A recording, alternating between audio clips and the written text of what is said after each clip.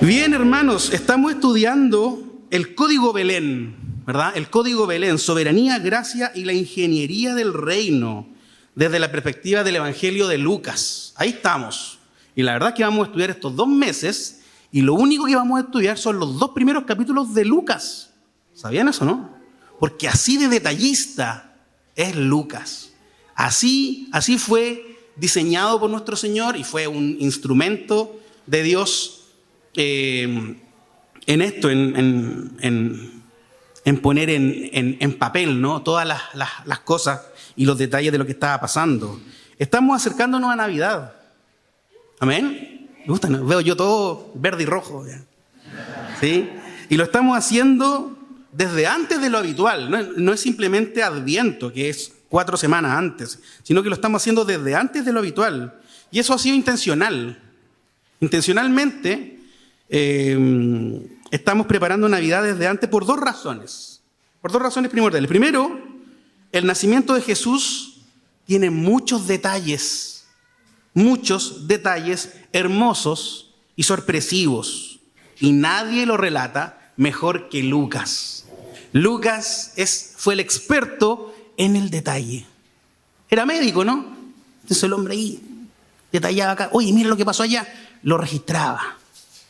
Esa es la primera razón. Y la segunda razón, que es más importante, es que el nacimiento de Jesús no es solamente el nacimiento de Jesús, ¿sí? Es la irrupción del reino. Es el reino acercándose a la tierra, a nosotros, ¿sí? Y con el reino y con Jesús irrumpió la gracia. La gracia vino y desbordó todo y volvió loco a toda la gente, o para bien o para mal, pero volvió locos a todos. Como cristianos, hermanos, debemos tener claro esto. Debemos tener claro los eventos ocurridos entre el nacimiento de Jesús y su ascensión. Son los más importantes de la historia. ¿Sabían eso, no? Todos los eventos ocurridos entre el nacimiento de Jesús y su ascensión son los más importantes de la historia. Ahí está el hito, ¿verdad? No tenemos que elegir entre la Navidad o la Pascua es más importante. Todo ese evento, esos 30 y algo años, son los más importantes de la historia de la humanidad. Es la inauguración de una nueva era. Es el comienzo del fin de los tiempos, del escatón, de los últimos tiempos de esta historia. Se inicia el ya, pero todavía no, ¿verdad? En esos acontecimientos. Entonces, hermanos, tal como lo mencionó el pastor el domingo pasado, Lucas da detalles hermosos y se esmera, intencionalmente, en contar toda la historia. No solamente lo medular o lo esencial. ¿Conocen personas que para contar una historia se dan vuelta y cuenta detalle? No, lo que pasa es que, mira, es que esto partió hace 3 semanas atrás. ¿Sí? Bueno, ese es Lucas. Para algunos lectores podría sonar demasiado detalle. Bueno, si piensas que es demasiado detalle, lee Marcos, ¿cierto? Marcos pasó esto, después pasó lo otro, vino esto. Es una serie de eventos acelerados. En cambio, Lucas se esmera por dar cada detalle. Y es hermoso que sea así. Entonces, para algunos lectores podría sonar demasiado, pero en algún momento nosotros como iglesia, que también somos una iglesia ansiosa y acelerada, y tenemos que chantarnos un poquito, en algún momento debíamos detenernos y reflexionar en torno a toda la historia y a la trastienda del nacimiento del niño de Belén. Es importante conocer los detalles de la historia, hermanos. Sí, de repente leemos un titular y qué terrible lo que pasó, lo que hizo, pero no conocemos ningún detalle y al tiro hacemos un juicio, ¿no? Muchas veces con algunos de nosotros han sido injustos. Gente ha sido injusta con nosotros, contigo, conmigo. ¿Por qué? Por no conocer bien la historia, por no conocer bien cómo ocurrieron los hechos.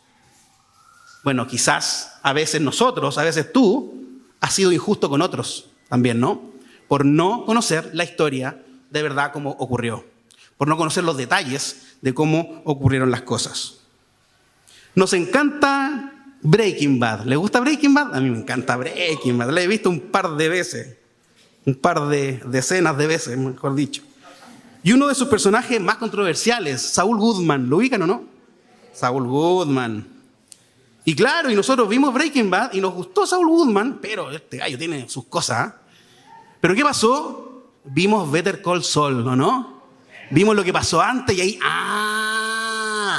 por esto el hombre actuó como actuó, ¿verdad? Y ahí como que pudimos apreciar mejor a Saul Goodman.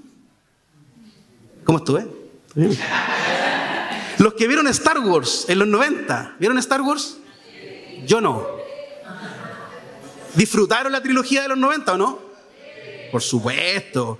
Pero más la disfrutaron cuando en los 2000 aparecieron los episodios 1, 2 y 3. Y ahí, se dieron cuenta de cosas. Por esto. Por eso, ¿cómo se llama? Anakin, yo tuve que hacer una averiguación, Anakin se pasó al lado oscuro, ¿no? Y por eso se convirtió en el malvado Doctor Tocino, no, Darth Vader, ¿no? El malvado Darth Vader. Y por eso se pudo explicar, no justificar, explicar por qué hizo sufrir al bueno de Luke, ¿no? Entonces, necesitamos ver las precuelas. Necesitamos ver el contexto de los eventos. Un evento no es solamente un titular. Un evento es todo un contexto, toda una historia. Lo mismo pasa con muchas otras precuelas que explican los hechos de las películas principales. Lo mismo podríamos decir de nuestra iglesia. ¿Cierto? No podemos comprender nuestra iglesia 1 sin conocer los 150 años de la iglesia presbiteriana de Chile.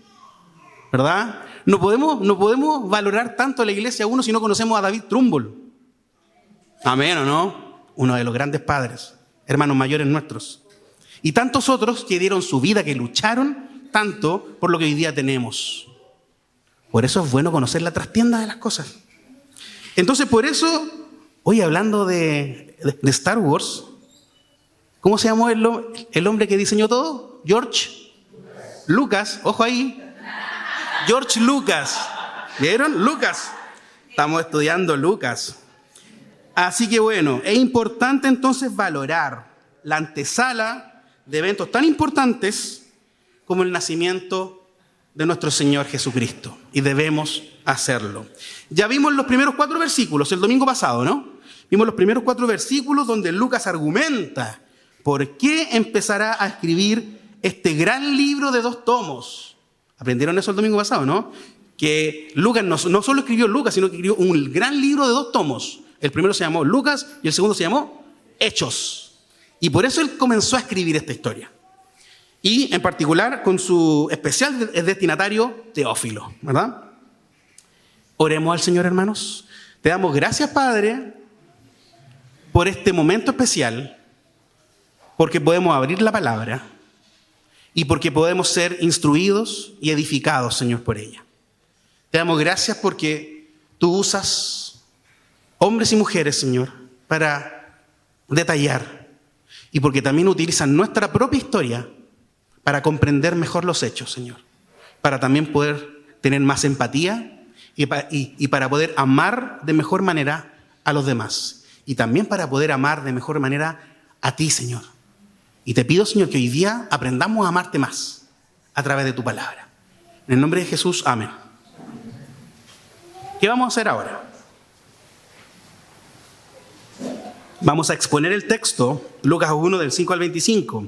Vamos a exponer esta historia narrada en esta porción bíblica, intercalada con aplicaciones para nosotros. Vamos a ver algunas cosas ahí para nuestras vidas hoy. O sea, en realidad veremos cómo Dios nos habla a nosotros a través de este relato, para finalmente dar algunos puntos importantes más generales para nuestra iglesia hoy. Le llamé a este sermón precuela del reino, la irrupción de la gracia. Cómo el Señor irrumpe con su gracia en este momento de la historia. Entonces comenzaremos a ver de qué manera vino este reino. Venga tu reino, decía el Señor. ¿De qué manera comenzó a venir este reino? ¿Cómo irrumpió la gracia? ¿Cómo confrontó a los poderes establecidos? ¿Cómo Dios ridiculiza a Satanás, ¿no? A través de un reino sin palacio, ¿verdad? A través de un rey sin lujos, a través de un heraldo, de quien vamos a hablar hoy día, a través de un heraldo sin pompa, y unas locaciones definitivamente insospechadas. Hoy hablaremos de un anunciamiento, de una anunciación, no del Jesús, sino del nacimiento de Juan el Bautista, el precursor, el heraldo, el que va a preparar el camino del Señor. Y veremos cómo este relato no está exento de belleza, ni de milagros, ni de poder de Dios, y cómo principalmente apunta al Mesías y le da gloria a Él. Y también de alguna manera, cómo podemos entender que este heraldo, como Juan el Bautista, también podemos ser nosotros. Y estamos llamados también a ser heraldos del Rey. Amén. Vamos al texto, hermano. Los primeros versículos, del 5 al 7, aquí nos da el contexto del heraldo, el contexto de este evento. Hubo en los días de Herodes, rey de Judea, cierto sacerdote llamado Zacarías, del grupo de Abías, que tenía por mujer una de las hijas de Aarón, que se llamaba Elizabeth.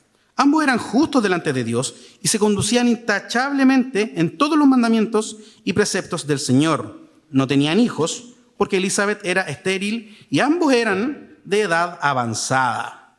Un poco conocía la historia, ¿no? Algo nos recuerda este episodio, pero partamos antes.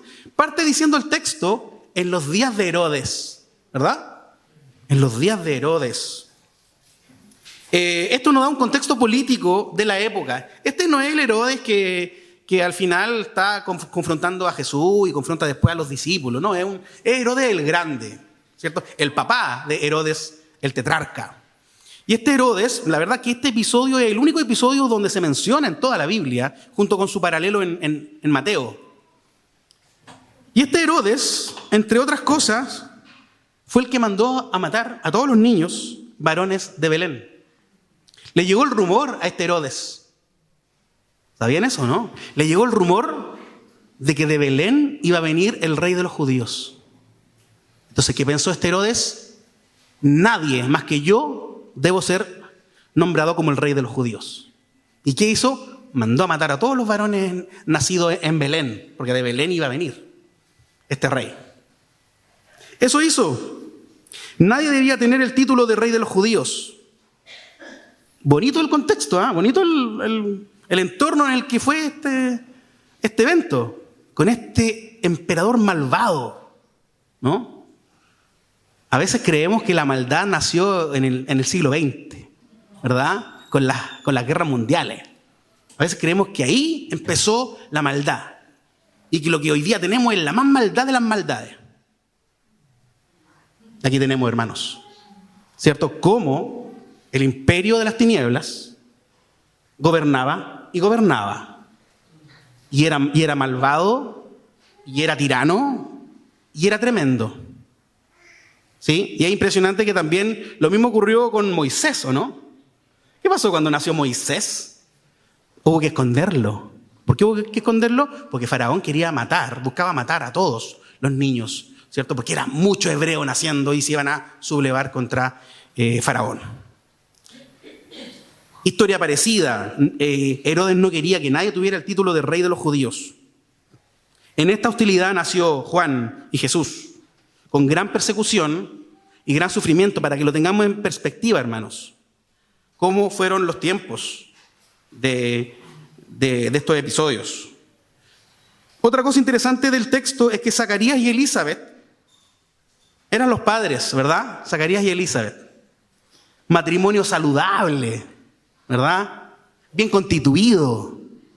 Dice el texto que Zacarías era del grupo de Abías, Elizabeth era de la hija de Aarón, todo entre levitas, todo de la casta sacerdotal del pueblo de Israel.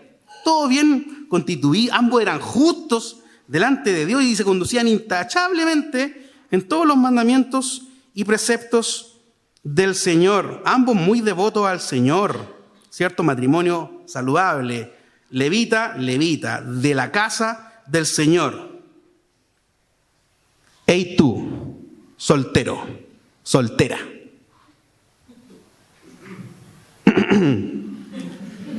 Elige a un hombre o mujer para tu vida de dentro de la familia de Dios. ¿Es conveniente? ¿Es su voluntad? ¿Es difícil? Por supuesto que sí. ¿Cuesta encontrar? Obvio que cuesta encontrar, pero vale la pena. Vale la pena y te va a ahorrar muchos problemas. Muchos problemas. ¿La vida va a ser miel sobre hojuelas? Claro que no. Pero vale la pena. ¿Sí? Este texto no habla a favor del yugo igual, pero Zacarías y Elizabeth sí son un ejemplo de un matrimonio como le gusta al Señor. ¿Sí? Así que ese es un consejo para ti, o soltero o soltera. ¿Ya? Y además, eran hombres piadosos, era un hombre y una mujer piadosos, ¿sí? Y se conducían intachablemente en todos los mandamientos y preceptos del Señor. Tenían un dolorcito, sí, en su corazón, ¿verdad? Tenían un dolorcito. Oraban al Señor por esto. ¿Por qué oraban? ¿Cuál era el dolorcito que había en su corazón? Elizabeth era estéril y ambos eran de edad avanzada. Oye, esto también pasó antes, ¿o no? Abraham, ¿o no? Abraham y Sara. Les pasó lo mismo. Y también recibieron la visita de un ser, ¿verdad? O sea, Dios les habló directamente a ellos, bien digo. Y también estaban en la misma situación. La vida no es perfecta, queridos, y no podemos decir que un matrimonio saludable no tiene problemas ni sufrimientos. Entendemos que la infertilidad sigue siendo un dolor para varias familias. Algunas familias están acá, presentes. Pero hermanos, hay solución. Dios tiene siempre un plan. No siempre el que nosotros queremos, pero sí tiene un plan. Y sí es el mejor plan. ¿Amén? Amén. Por lo tanto, este es el contexto. Hostilidad en los tiempos de Herodes. Familia bien constituida, pero con un dolor. ¿Verdad? Con un dolor porque no podían tener hijos. Y si hoy día tú te sientes apuntado por no tener hijos, imagínate en esa época. Era muy mal visto aquello. Y la gente, por supuesto, que deseaba tener hijos. El tema de los hijos del pacto era un tema importante. Hoy debe seguir siéndolo también. Avancemos en el texto, versículos del 8 al 12. Aquí es cuando está este anuncio, el anuncio del heraldo, el anuncio de Juan el Bautista. Dice desde el versículo 8, pero aconteció que mientras Zacarías ejercía su ministerio sacerdotal delante de Dios, según el orden indicado a su grupo, conforme a la costumbre del sacerdocio, fue escogido por sorteo para entrar al templo del Señor y quemar incienso. Toda la multitud del pueblo estaba afuera orando a la hora de la ofrenda de incienso. Y se le apareció a Zacarías un ángel del Señor, de pie a la derecha del altar del incienso. Al verlo, Zacarías se turbó y el temor se apoderó de él. ¿Sí? Wow, aquí viene el momento importante, el momento milagroso, uno de los momentos milagrosos. Primero, bueno, Zacarías era sacerdote, ¿no? Entonces, ¿qué estaba haciendo Zacarías? Estaba como mirando las hojitas de los árboles que no había en la época. ¿Qué estaba haciendo Zacarías? Zacarías estaba en pleno ejercicio de sus funciones, ¿verdad? Estaba trabajando para el Señor. Cuando el Señor lo llamó y el ángel lo visitó. Voy a repetir lo que acabo de decir. Zacarías estaba en pleno ejercicio de sus funciones cuando el Señor lo llamó y el ángel lo visitó.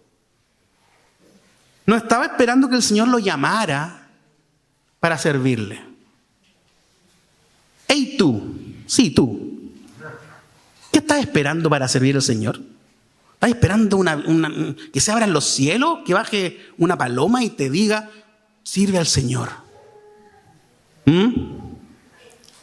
Sirve al Señor, por favor, ¿sí? Sirve, sé útil en la obra del Señor. No esperes que el Señor te llame. Zacarías estaba haciendo la pega. Zacarías estaba haciendo lo que tenía que hacer, estaba en el lugar correcto y no esperando que alguien te diga qué hacer. ¿Sí? Tampoco esperes que algún pastor, algún presbítero te diga, hermano, usted puede hacer. Disponte a servir al Señor.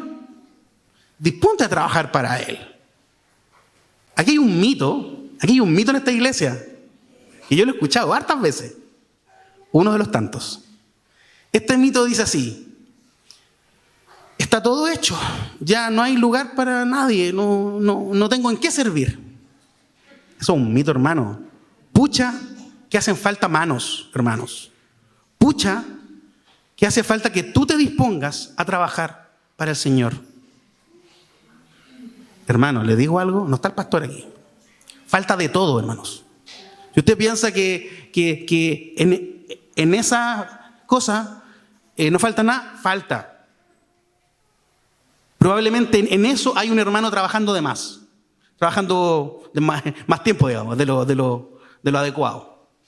Así que disponte a trabajar, así como el sacerdote Zacarías. No, pero es que no sé si sirvo, mis dones. Bueno, ponte a trabajar. El Señor te va a decir, te va a indicar cuáles son tus dones. ¿Sí? Así que dedícate a usar los dones que el Señor te dio para servirle en su obra. Trabaja para Él.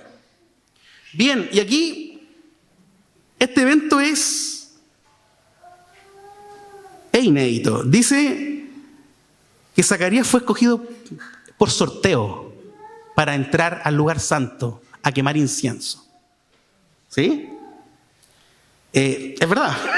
Le correspondió a Zacarías el entrar al lugar santo para quemar incienso en el altar de oro. Esta era una acción cotidiana, litúrgica de los sacerdotes, ¿cierto? Del pueblo. ¿Cómo ocurría esto? Esto era mucho privilegio para un sacerdote. Si un sacerdote era escogido para esto, era bien, este es mi día. ¿Cómo ocurría esto? Entraba Zacarías con 2 hombres, uno a cada lado. ¿Ya? Uno entraba con carbones encendidos en un cofre con carbones encendidos. Afuera estaba ocurriendo un holocausto. Entonces de ahí sacaban carbones y el hombre de la izquierda, por ejemplo, llevaba carbones encendidos. El hombre de la derecha, en un cofre de oro, llevaba incienso. Entonces así entraba Zacarías con estos 2 hombres, con estos elementos: carbón encendido e incienso. Entonces entraban y llegaban al altar de oro. A un altar de oro, hermanos. ¿Ya? Entonces el del carbón llegaba y dejaba el carbón, ponía el carbón ahí y luego se retiraba. No era su lugar. Él iba de ayudante nomás. Después, el hombre con el frasco de incienso iba y dejaba ahí nomás el incienso al ladito, porque Zacarías iba a hacer lo que iba a hacer. Y salía también y quedaba Zacarías solo en el lugar santo, no en el lugar santísimo, en el lugar santo. ¿Y qué hacía Zacarías? Tomaba el incienso y lo derramaba sobre los carbones encendidos. Todo el incienso. Ahí. Y ahí ocurría lo que nosotros siempre decimos, lo que cantamos, lo que aparece mucho en el Pentateuco. ¿Qué ocurrió ahí? Olor fragante al Señor. Olor fragante. Y en ese momento, en esta nube de olor fragante, Zacarías va y le da gracias al Señor. Es una acción de gracias. Señor, gracias por todo lo que haces por nuestro pueblo. Esa es la acción, hermanos. Eso es. Y todos los días un sacerdote iba y hacía esta acción. ¿Ah? ¿Me están siguiendo la idea? Entonces, eso es lo que hacía. Para eso fue escogido ese día Zacarías.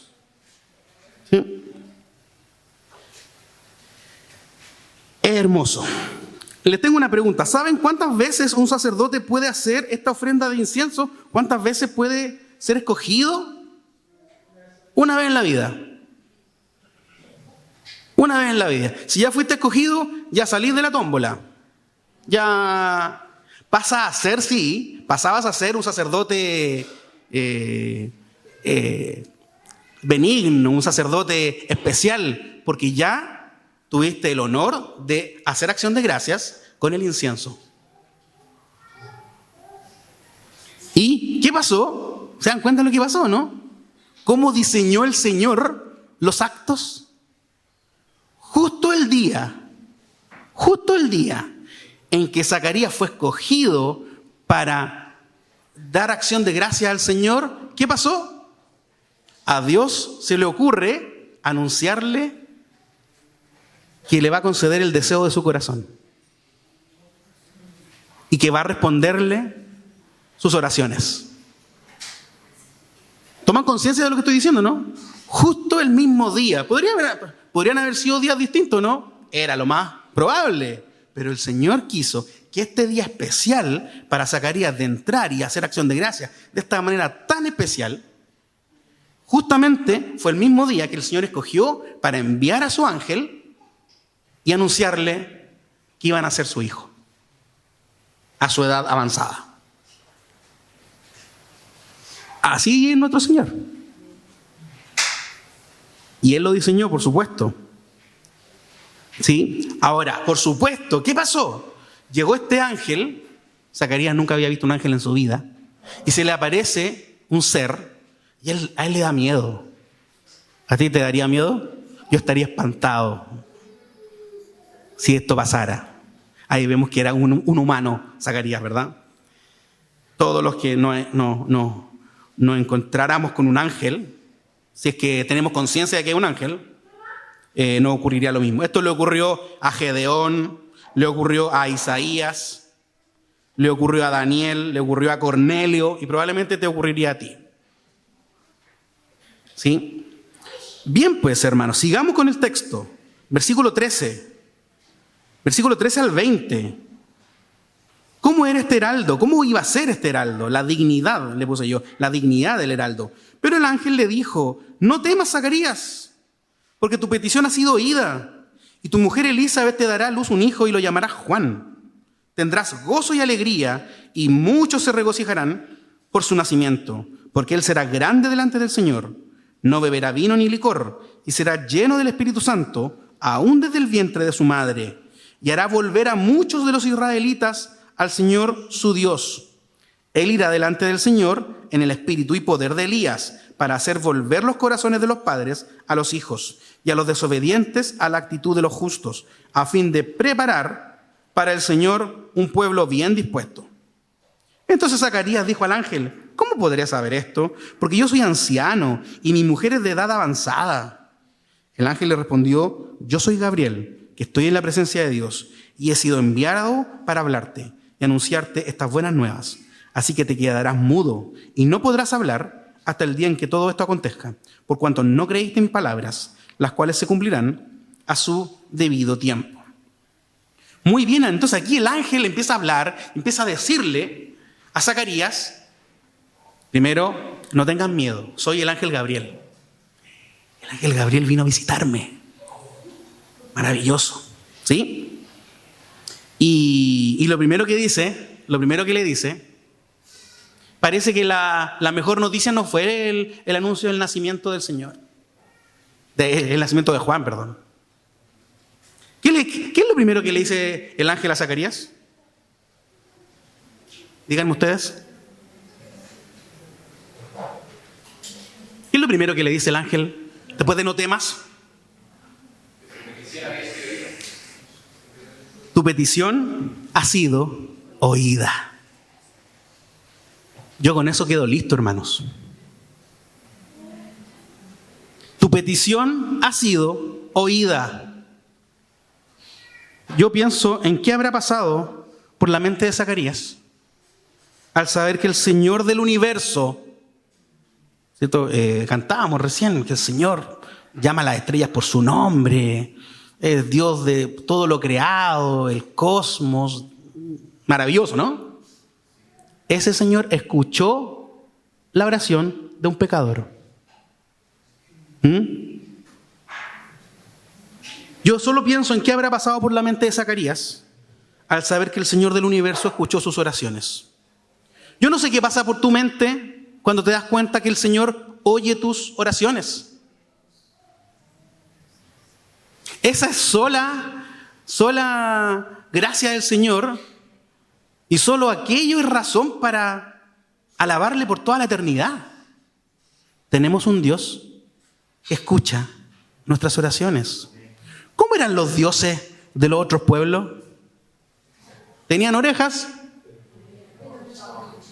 Tenían boca y así. ¿Cómo es nuestro Dios? El Dios de los hebreos. Él escucha. Él sabe por lo que pasas. Y como dice lo que cantábamos, sabes todo de mí y me amas igual. Así es tu Dios. Así era el Dios de Zacarías. Dios le concedió a Zacarías y Elizabeth el deseo de su corazón. No estaba obligado, no está obligado ni a escuchar, no está obligado.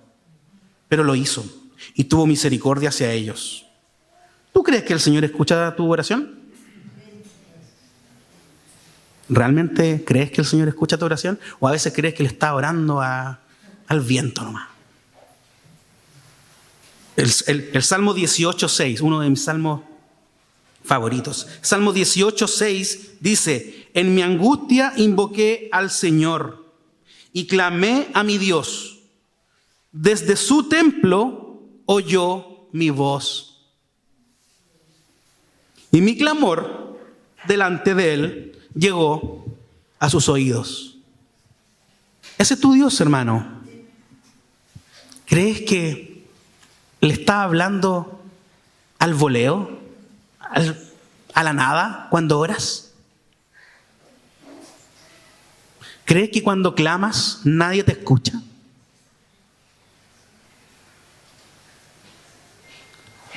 Tu Dios no es como el de los otros. Tu Dios es el Dios del universo, el único Dios verdadero, el único Dios con oídos.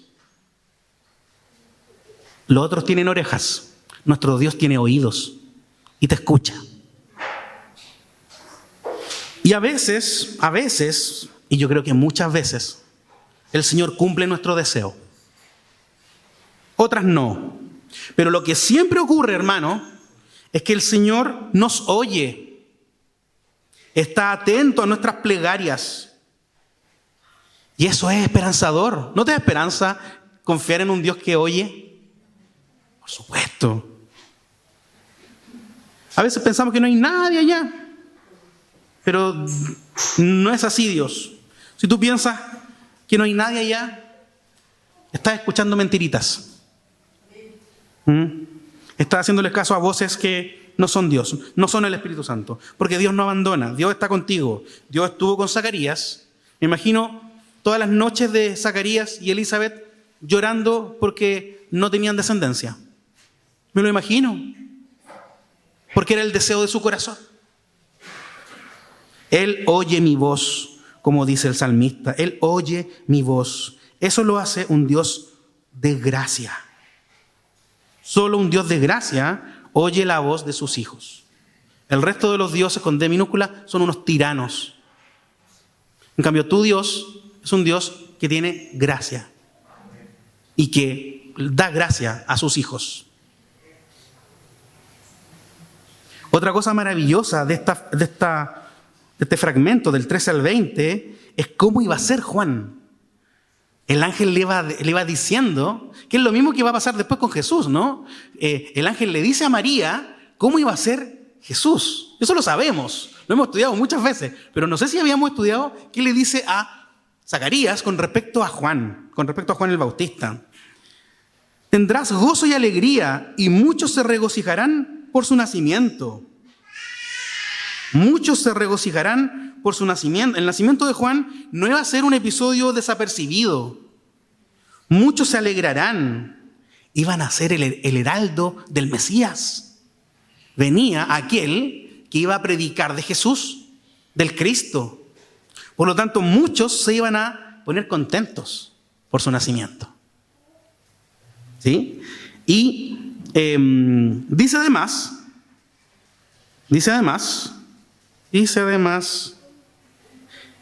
porque Él será grande delante del Señor, ¿verdad? Y hará volver a muchos de los israelitas al Señor su Dios. Y además dice que Él va a hacer volver los corazones de los padres a los hijos y a los desobedientes a la actitud de los justos, a fin de preparar para el Señor un pueblo bien dispuesto. Él será grande delante del Señor. ¿Y qué dice Jesús acerca de Juan? Dice Jesús más adelante, acerca de Juan: de los nacidos de mujer no se ha levantado ninguno como Juan el Bautista. Eso dijo Jesús de Juan. Por lo tanto, ahí se cumple que él será grande delante del Señor. Hará volver a muchos de los israelitas al Señor su Dios. La predicación de Juan, el ejemplo de Juan, el poder de Dios a través de Juan, iban a hacer que muchos volvieran a casa. No tenemos mucha conciencia, de hecho, de eso. Tenemos mucha conciencia del ministerio de Jesús, ¿no? Y de sus discípulos y todo. Pero no tenemos mucha conciencia. ¿Existen los discípulos de Juan en la Biblia? Sí, están los discípulos de Juan. Juan tenía discípulos, conversos por él. Por el Señor, a través de Juan, de la predicación de Juan. ¿Sí? Y muchos israelitas iban a volver a casa. Iban a volver a creer en su Señor. Sabemos de los discípulos de Juan. ¿Qué hacía Juan, sí? Con sus discípulos. ¿Qué les decía? No me miren a mí. Yo no soy. Él es. El que viene tras mí, Él es.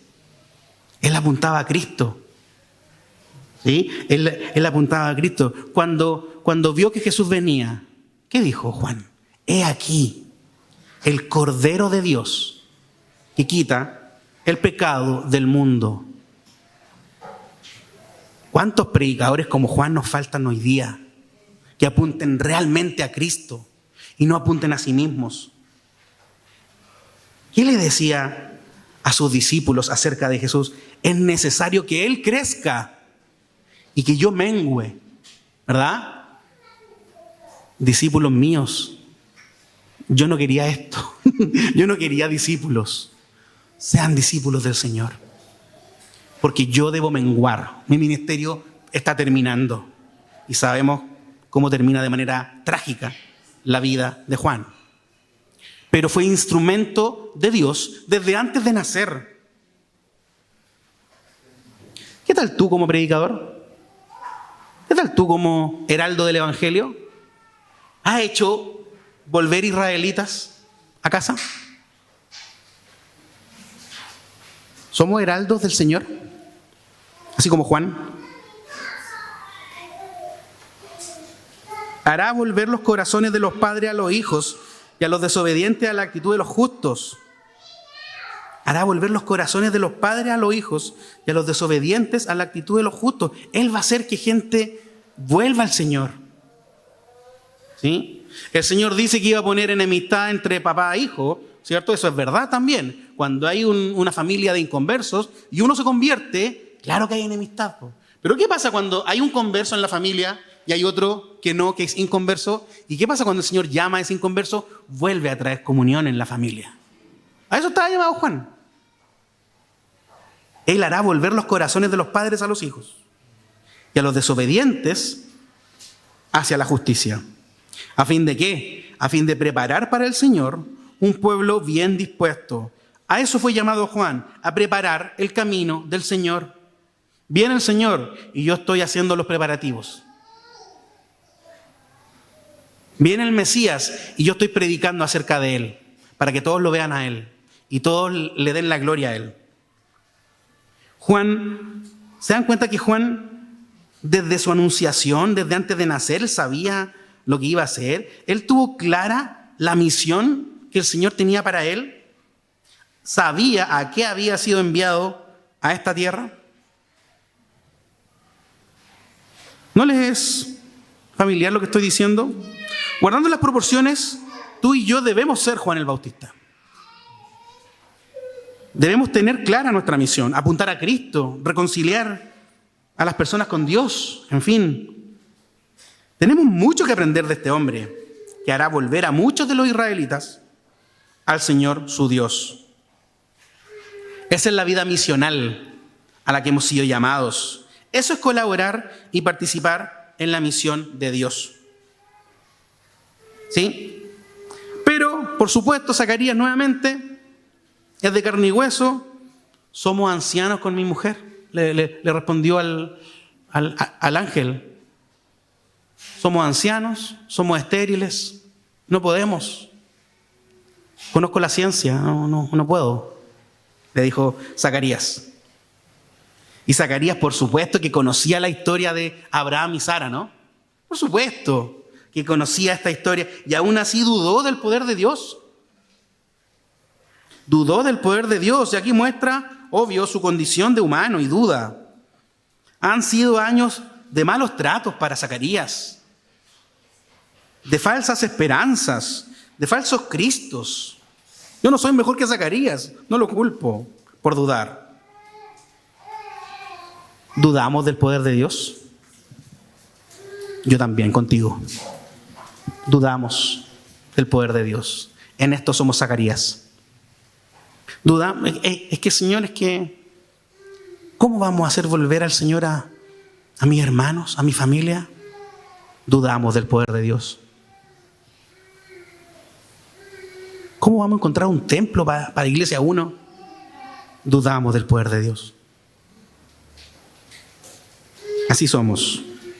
Bueno, el ángel le dio un pequeño juicio, ¿no? A Zacarías. ¿Sí? Estaba hablando mucha tontera, parece, Zacarías. ¿Y qué hizo el ángel? Lo dejó mudo.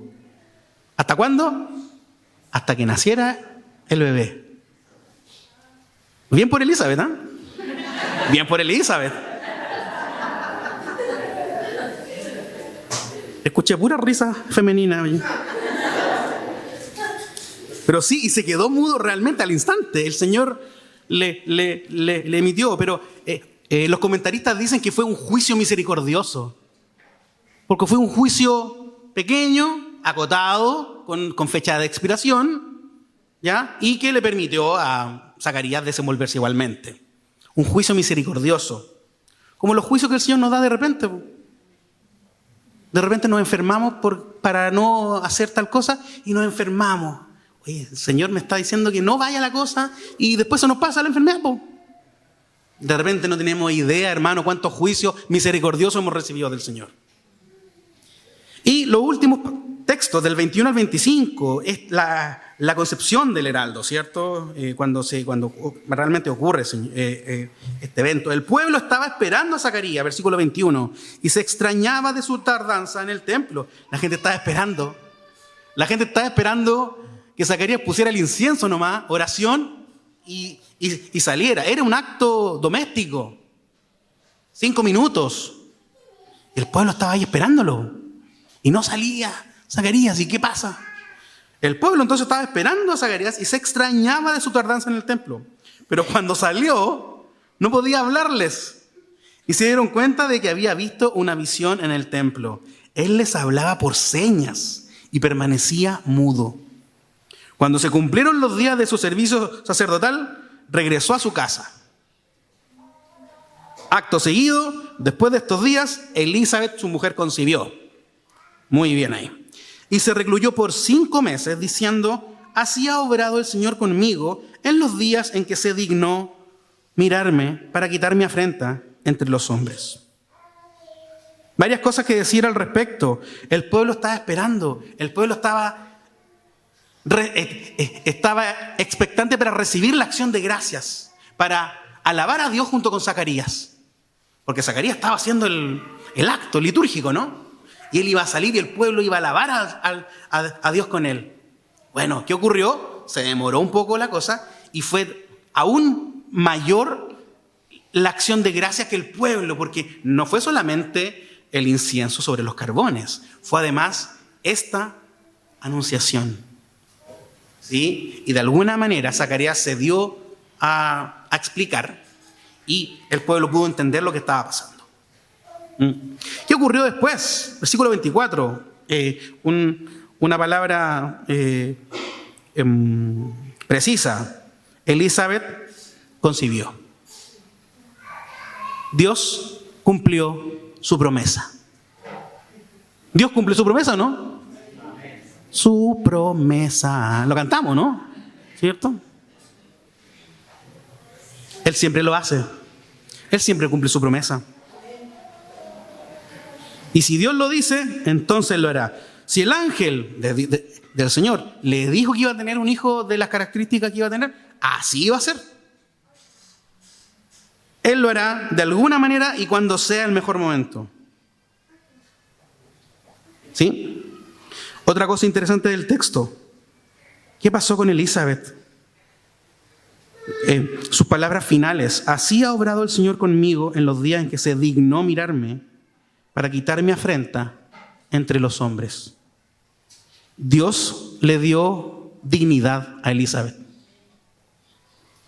No es que un hijo te dé dignidad, mujer, pero dado todos los acontecimientos alrededor de Elizabeth y dado toda la época del siglo I y cómo eran las personas y las humillaciones y las burlas en aquel tiempo, les devolvió esta dignidad de alguna manera. ¿Sí? En la época era muy mal visto que una mujer fuera estéril. Era un tema muy fuerte. La sociedad las hacía sentir vacías, incompletas, indignas. Y Dios le devuelve, que no es que haya perdido la dignidad, pero, insisto, para el contexto de la época, sí lo fue. Le devuelve la dignidad a Elizabeth. O sea, el Señor comprendió el corazón de Elizabeth y le concedió el deseo de su corazón. ¿Sí? ¿Le gustó la historia, hermanos? Me parece una historia maravillosa y no es tan familiar. No estudiamos, no aprendemos siempre de este anuncio del ángel a Zacarías, ¿verdad? Pero bueno, podríamos decir, ya que expusimos el texto completo, que el anuncio del nacimiento de Juan el Bautista fue todo menos normal, ¿verdad? Algunas conclusiones que podemos extraer. La primera está ahí hace rato. El Señor es soberano en la historia. ¿Amén? El Señor es soberano en la historia. Dilo cuando sea. ¿Sí? Y sin duda, en la irrupción del reino, es más soberano aún. En esta irrupción del reino se demuestra mayormente la soberanía del Señor. Nuestro Dios cumplió las profecías del Antiguo Testamento y cuando fue el tiempo oportuno, se acercó a nosotros. Nuestro Dios no está sujeto a agendas ajenas, ¿verdad? El mundo conocido estaba gobernado por un imperio poderoso, cruel, violento. Y así como leímos, así se inauguró el reino de Dios, por la sola acción del Dios soberano, porque el Señor es soberano en la historia.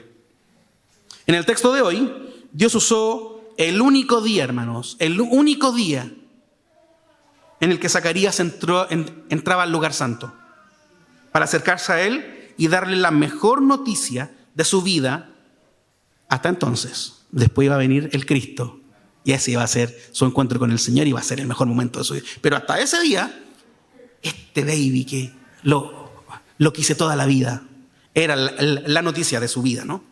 Su Dios soberano lo hizo.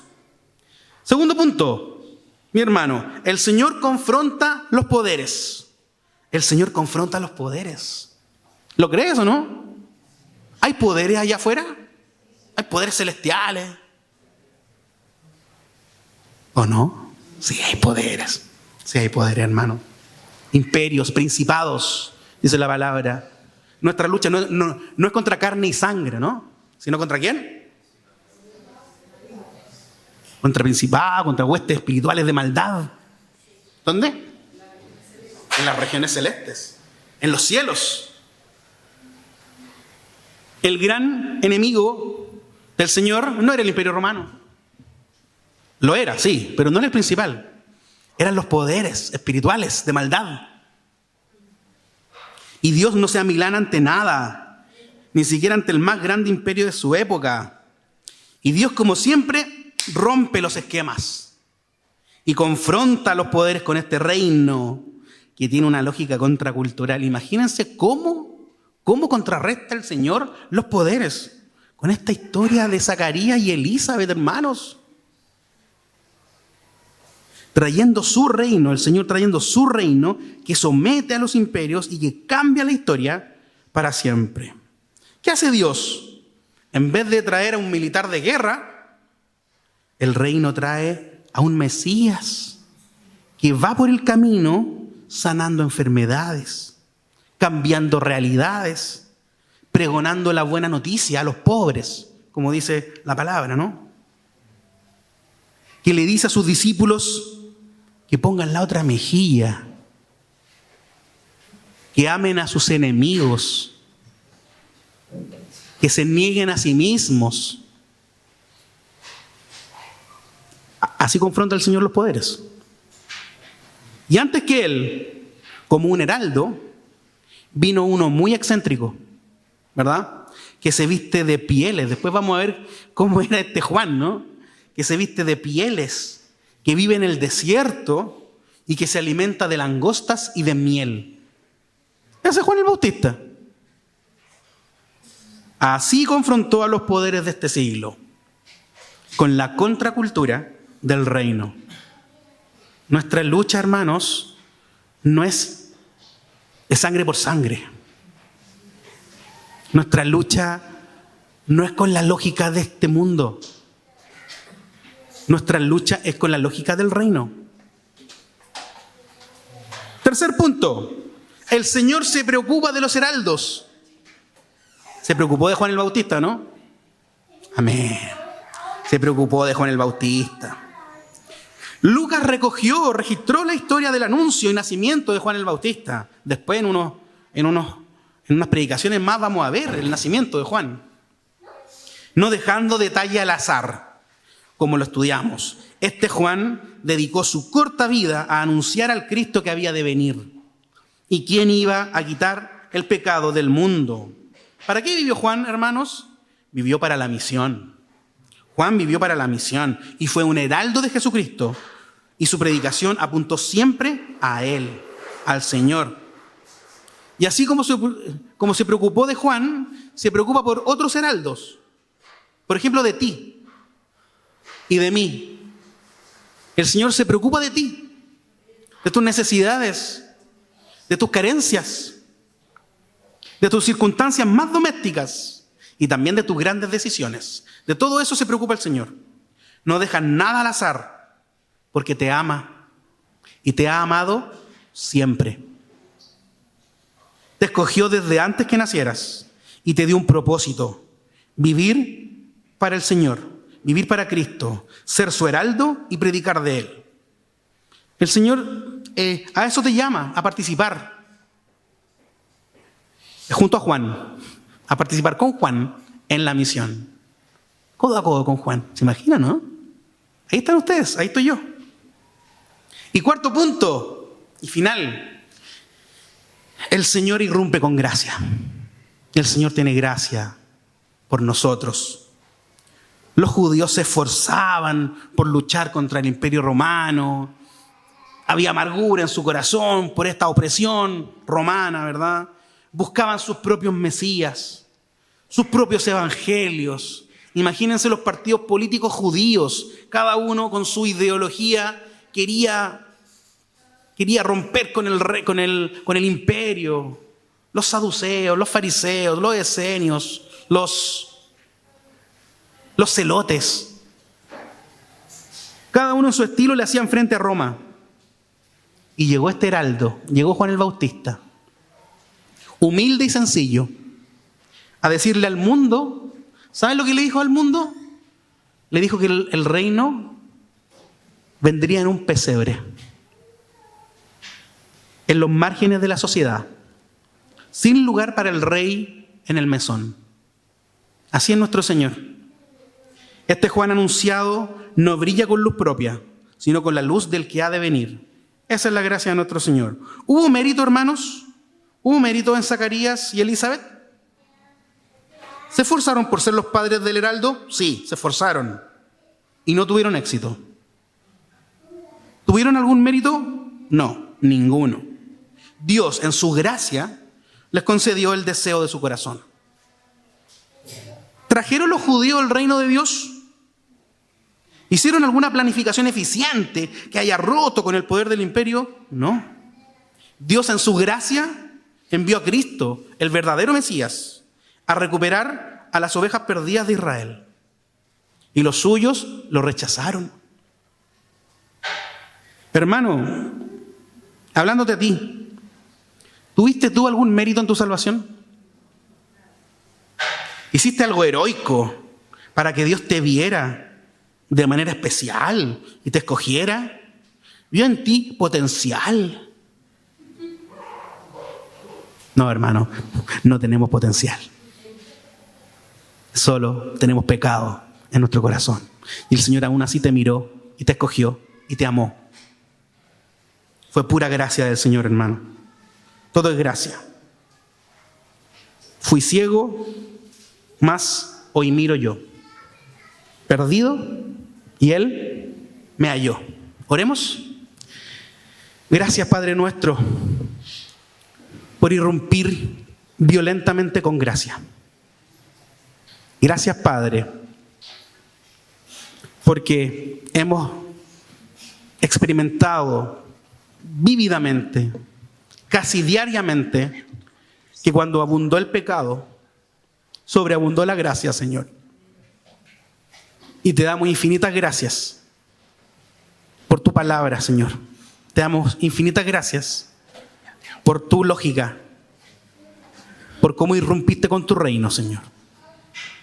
Te damos infinitas gracias por no seguir las agendas de este mundo. Y te damos infinitas gracias por escogernos y amarnos, así como escogiste a Juan. Y así como pudimos apreciar en esta maravillosa historia cómo tu evangelio ocurre donde ocurre, Señor, en todo lugar, en todo contexto. Te amamos, Padre. Te amamos, Señor. Te pedimos perdón, Señor, porque muchas veces llevamos a cabo nuestras agendas y muchas veces llevamos a cabo las agendas de este mundo. Y sobre todo en estas épocas, Señor, nos ponemos al servicio de agendas políticas que no tienen nada que ver con tu reino. Ninguna de ellas, Señor. Tú estás por sobre todo, Señor. Y te pido, Señor, que seamos sabios y que te amemos a ti enormemente, Señor. Enséñanos cómo, Señor, porque definitivamente no sabemos, Señor, cómo hacerlo. Te damos gracias por este heraldo, Juan el Bautista, Señor. Te damos gracias, Padre, porque desde antes de que Él naciera, Señor, Él nos está enseñando y Él nos está invitando, Señor, a participar junto con Él en tu misión, apuntando a Jesucristo resucitado, el Salvador del mundo, quien encarna el Evangelio tuyo. Gracias, Señor, por todo. Amén.